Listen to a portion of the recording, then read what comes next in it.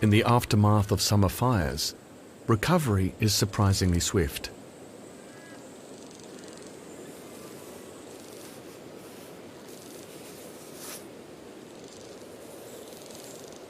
The echidna can resurrect itself from its fireproof tomb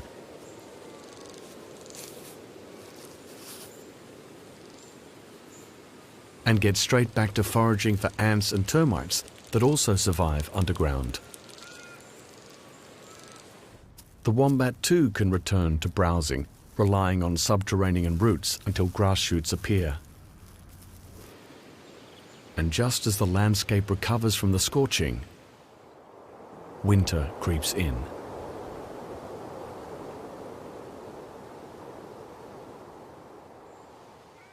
As temperatures drop on the mountain peaks, the locals soak up the last of the warm rays. Skinks flatten their bodies to maximize the surface area for sunbaking.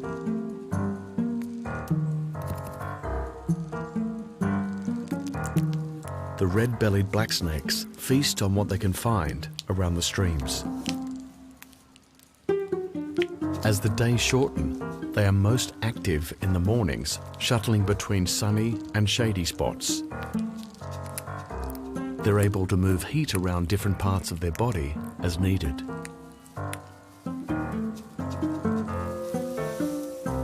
Their rate of heating up in the morning is more rapid than the rate of cooling in the evening, enabling them to remain active for as long as possible. Eventually, when the temperatures are too cold for any activity, they retreat to a state of dormancy for the winter.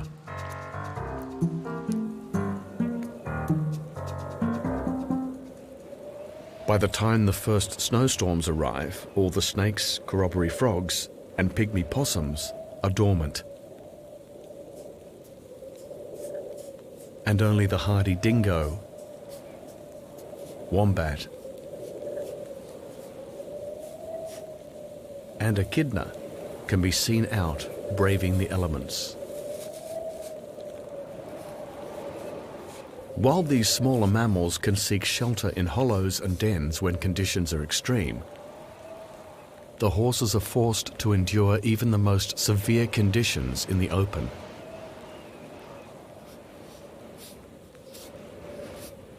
But they evolved in the grasslands of Eurasia, where winters are often colder than this.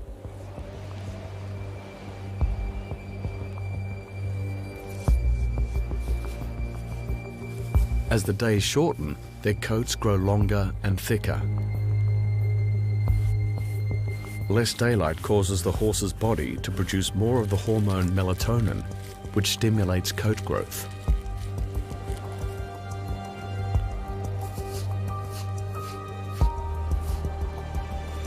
The horses are well equipped to dig through the snow.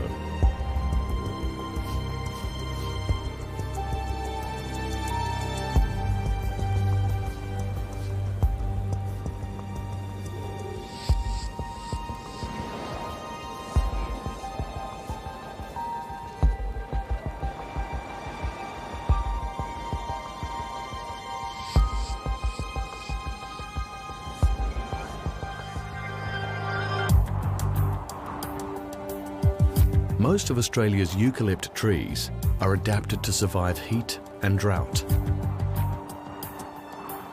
These hardy snow gums have flexible branches able to bend under the weight of the snow rather than snap.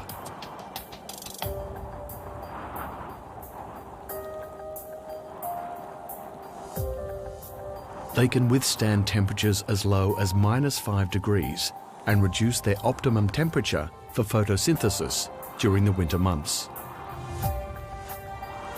While the horses stay higher up the mountains for the start of winter, the kangaroos retreat to the valleys below, where grasses are still accessible.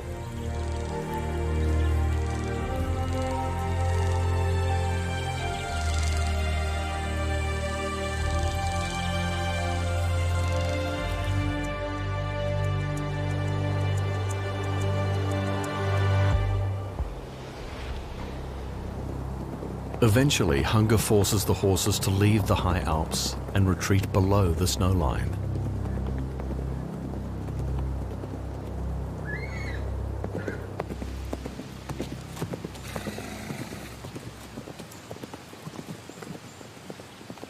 For more than 100 years, this has been the time of the Brumby Run.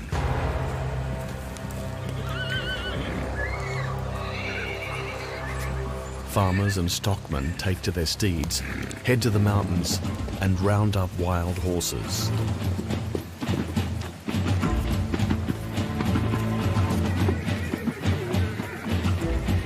Many ride in the footsteps of their forebears, on horses they have caught in previous seasons and broken in.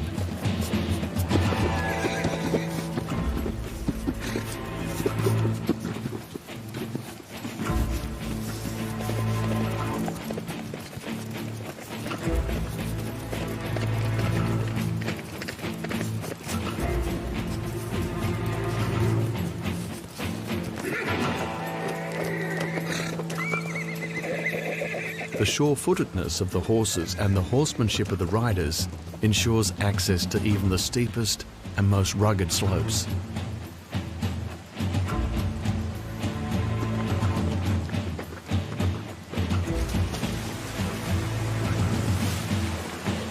Eventually, the bushmen drive the horses out of the hills and down to the flats where they follow the river back to the stockyards.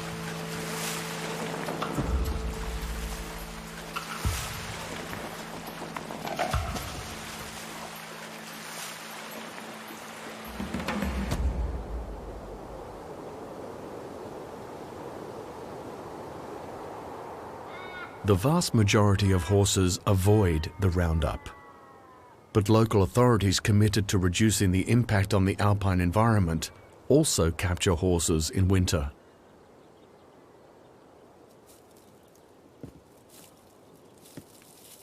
They use sweet and pungent molasses to lure brumbies out of their mountain haunts.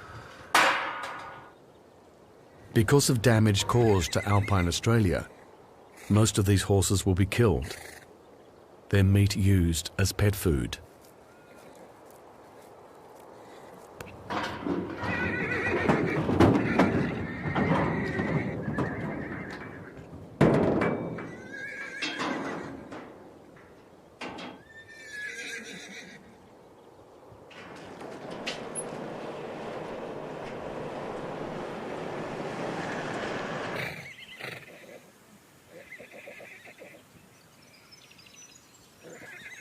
The enthusiasts of the Brumby Run have other plans for the horses they've captured.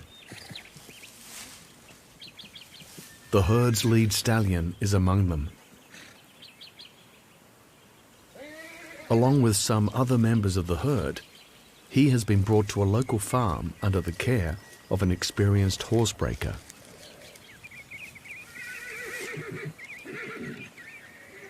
The stallion's strong features and regal nature made him a prime target for the horsemen.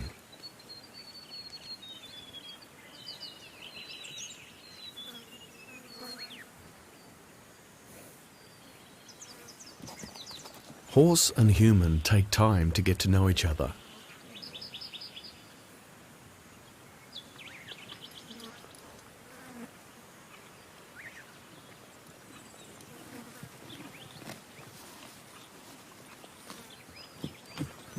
Many horsebreakers prefer to work with a horse that has never been handled before, giving both horse and trainer a fresh start. These wild mountain horses are quick learners. Some are able to be ridden after just 8 hours of handling. Those that have this intimate contact with the wild horse speak of their intelligence, loyalty, and spirit.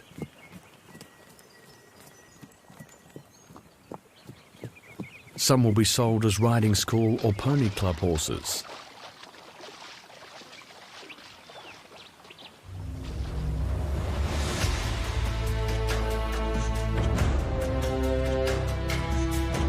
For the stallion, 5 years as alpha breeding male was an impressive reign,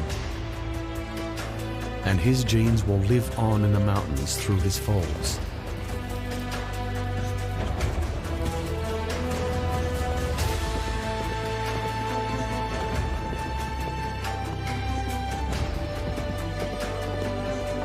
Spring returns to the Alps.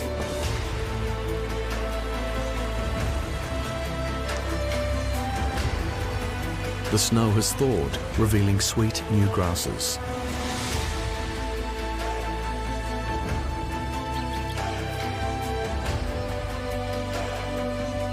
The kangaroos and the horses return to the hillsides and their favourite pastures.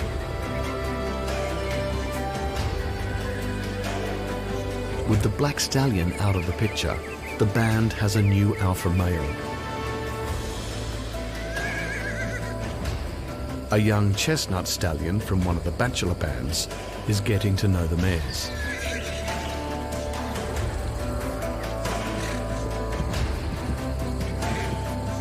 The lead mare succumbs to his charms, but she is carrying the captured stallion's foal. So for this season he is gone, but will not be forgotten. Every year the regal wild horses that roam this fragile environment spark controversy and passionate debate. The horses here face an uncertain future.